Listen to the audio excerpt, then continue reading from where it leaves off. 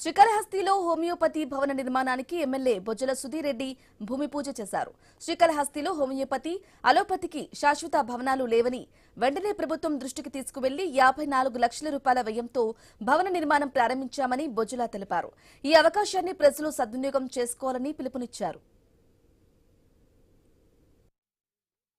94 SFT homeopathy కోలకేటెడ్ hospitals దీంట్లో వెళ్ళడం జరిగింది. ఈ కన్స్ట్రక్షన్స్ ప్రారంభించడం జరిగింది. దానికి కొబ్బరికాయ కొట్టడం జరిగింది. దీంట్లో ఈ పియూసీస్ దానికి 22,05,000 ఇచ్చారు. దీనికి వచ్చేసి 30 లక్షల రూపాయలు. ఇది ఓవరాల్ గా కూడా స్టేట్ లో మరి టెండర్స్ కాల్ఫర్ చేసి వాళ్ళు టోటల్ గా ఇది ఒక మంచి సూచన. దీంట్లో 4 రూములు రాబోతున్నాయి. మంచి నీట్ గా ప్రాపర్ చేస్తాం. చేసిన తర్వాత ఆ 4 రూమ్లో కూడా నాట్ ఓన్లీ హోమియోపతి, ఆలోపతి కూడా వీ కెన్ ఆల్సో చేసి చేద్దామని చెప్పి దీన్ని ఓన్లీ అవుట్ పేషెంట్స్ కి మాత్రమే ఇది వర్తిస్తుంది. ఇన్ పేషెంట్స్ కూడా వచ్చి చూసుకోవచ్చు. వచ్చినప్పుడు ఇదే ప్లేస్ లో మనకి ఈరోజు దాని ముందు చేస్తాం.